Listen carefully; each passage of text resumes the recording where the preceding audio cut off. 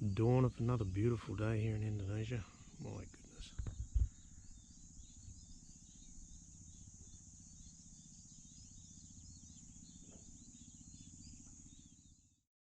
Got underway this morning and as usual pumped out the bilge because I thought I had a leak through the stern gland, which was just very minor, maybe a litre every couple of hours, something like that. Not a big deal, but it has been getting slowly and just perceptibly worse. And so I assumed, you know, when I get to Malaysia or even somewhere here in Indonesia that I would need to slip the boat and replace the compass bearing and get it all sorted out.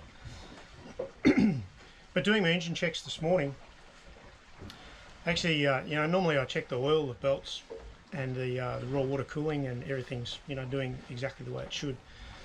But I just thought I'd open up the back of the engine, have a look at the back of the engine today, and I noticed there was salt water incrustation everywhere off the back of the engine. Quite a lot, not a little bit. And it was then that I explored a little bit deeper, and I found that there's a part of the engine, and I'm not a mechanic, that is corroded away, and there's salt water, raw salt water, leaking out through that part of the engine. This is not good. This is not good. So let me show you. So that's the back of the engine there. The raw water comes in through here into the back of the I guess not the radiator, but the freshwater reserve, and there's some kind of heat exchanger in there, I imagine, and this casing here has corroded away. It's leaking through here, and quite badly too.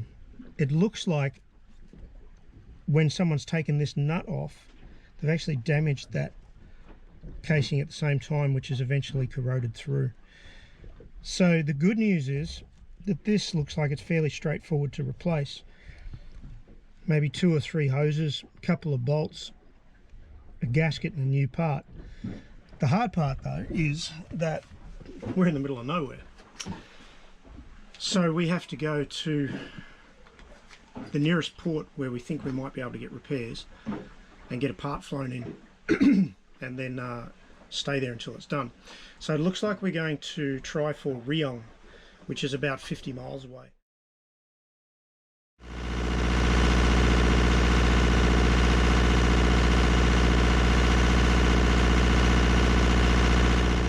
So I think that that leak's been getting progressively worse over the last 3 weeks, 2 weeks, something like that.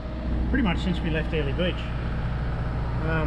Can't figure out what happened. It looks like there's a little dent in the casing, which has caused a little crack. It's almost like someone put a socket on there and in the process damaged it, or maybe it was damaged years ago and it's just now starting to, you know, come through.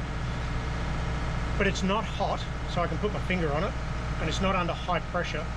So as long as it doesn't get worse, the engine should still operate, and we shouldn't have any issues.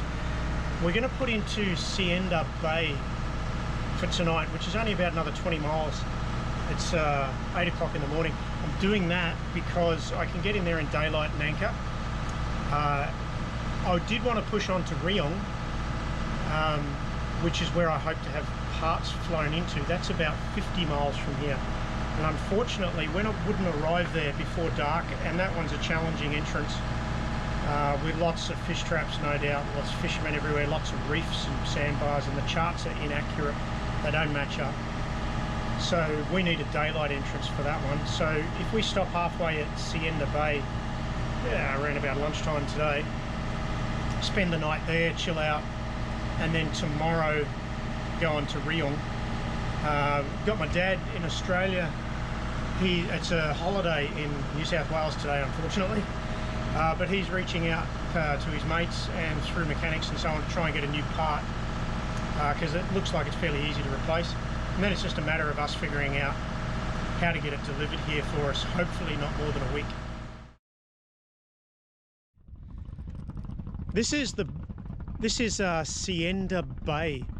So we've put in here because we've got that engine problem, and I really am very, very cautious to head off any further without having it fixed, because with the winds being so light around here, if the engine quits on us out there, there's no chance of a tow. There's zero chance. And where the next stop, Rayong,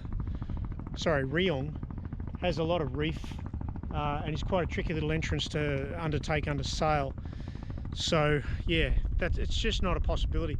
So we're now in here in Sienda Bay, and we're going to stay here until I figure this problem out, basically. We've got a couple of options. We've got my dad working hard for us in Australia to try and figure out what parts we might be able to get hold of and how we might get them shipped here and how much they'd be and what the availability is and all this sort of stuff. He's working hard to figure that out for me, and thanks, Dad, really appreciate that.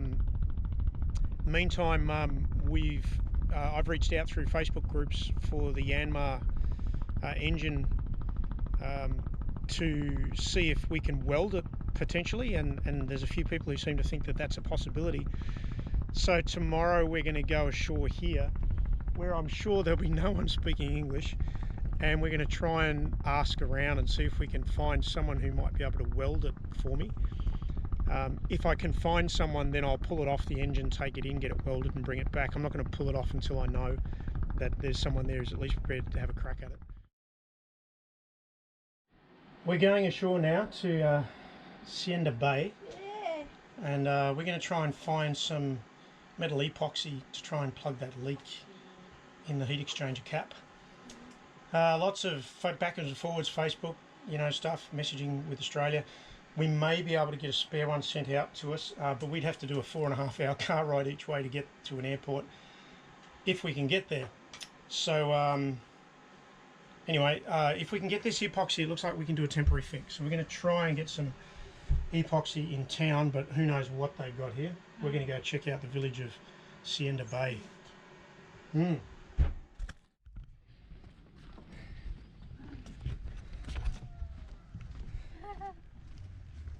We found the market, and we found these three fantastic guys who has a motorbike shop here in Sienda Bay, and we managed to use the phone to translate, and we can talk together. And we've managed to get some epoxy adhesive, which does say it's plastic steel. I think this is going to be suitable for what we need. I'm sure I got overcharged, but you know what? I don't care. The guys had a good day. So terima kasih. We got it at the first try, which is excellent. So now we're happy we can go more. Terima kasih. You want to look? Yeah. Have time, darling. Can't we have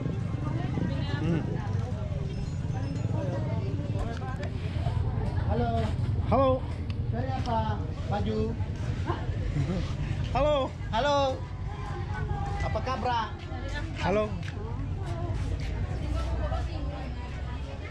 So some beautiful woven textiles and fabrics here. Tan's got her eye on. Yes. สวยไหม No? Yeah. I like color.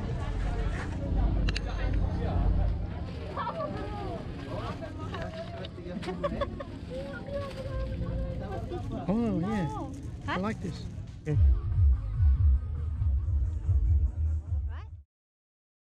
We also found sandpaper at the market, and so I was able to sand back the surface of that heat exchanger cover, and after that I used some of that two-part epoxy, apparently suitable for metals, mixed it up and stuck it on. The big question is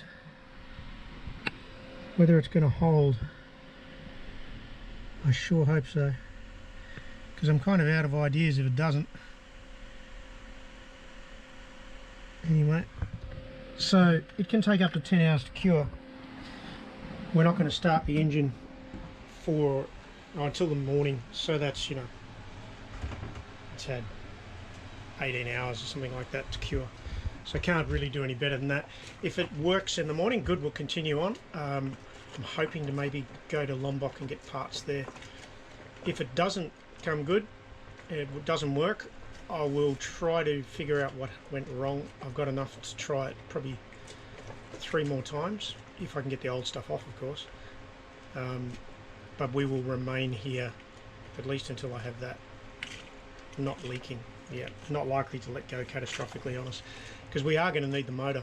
There's just not enough wind around here on the north side of Flores, not at this time of year for us. Maybe in the past people have had southeasterly trades, but we haven't had them. So anyway, that's where we're at, hoping for the best.